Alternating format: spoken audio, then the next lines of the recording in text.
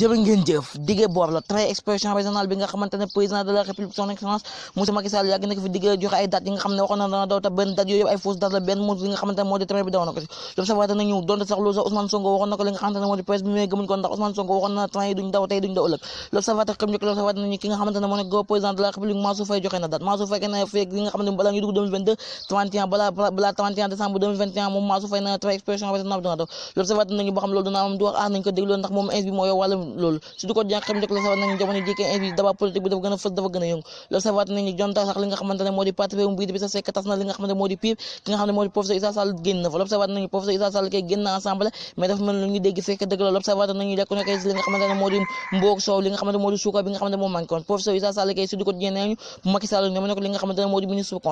conseil bu président de la république l'observateur nañu ba xam loolu dëgg la am du dëgg loolu yëpp dana leer surtout ko xam ne l'observateur dafa mel nekkoon kay ki nga xam ne moo di président de la république son excellence monsieur Macky Sall commencé naa def li nga xamante ne moo di ba monument l'observateur xam ne l'observateur nañ ñi nga xamante ñoom lañ jàppoon li nga fa foofu noonu sa diwaanu Touba dëkk bu Yàlla ba l'observateur nañu te ñu nekkoon li nga xamante moo di ay parti Pastef ki nga xamante moo di Dame Lo ak ki nga xamante moo di Abba Ndiaye ñoom ñu ngi leewa si ñoom si di ko ndax nañ ba leen gars yi di jàpp si den indi Dakar yooyu ñu leen fekkoon ñu sol moom lañu indi def la li nga xamante moo di mandat dépôt lu tolloog 11 jours te si du quotidien buñ sukkandikoo si article li nga xamante ne moom la constitution rek li nga xamante moo di mandat dépôt dafa nekk 2 jours te buñ ko yokkaatee tamit benn yoon lañ ko mën a yokk l'observateur nañ ñooñu koy neen li nga xamante moo di mandat dépôt dafa nañ ko li nga xamante moo di 11 jours boole lañ tamit teeloon si kaso gi lu tolloog 13 jours l'observateur xam njëkk l'observateur nañ jamono ji kay moom politique dafa jax bu yàgg surtout quotidien xam njëkk l'observateur nañ jamono ji kay moom ki nga xamante sax moo nekk ki nga chef de protocole Ousmane Sonko muy ki nga xamante ne moo di moom Djibi Gueye convoqué nañ ko tey jii nii section de BCF moom Djibi Gueye dana wuyu moom mi nga xamante ne moo jiite li nga xamante ne moo di protocole bu Ousmane Sonko ki nga xamante ne moo di moom protocole bu Pastef mu wax journal bi surtout quotidien moom ñoom ñi nga xam ne ñoo nekk si wàllum nguur gi dañaa teggoon li nga xam ne mooy wax Serigne Mountakha bi surtout quotidien xam njëkk l'observateur nañu ko kay moom sax luñ ko naw toppee moom mi nga xam ne moo nekk chef protocole bu Ousmane Sonko lenn lañ ko naw toppee mooy manifestation yi nga xam ne amoon nag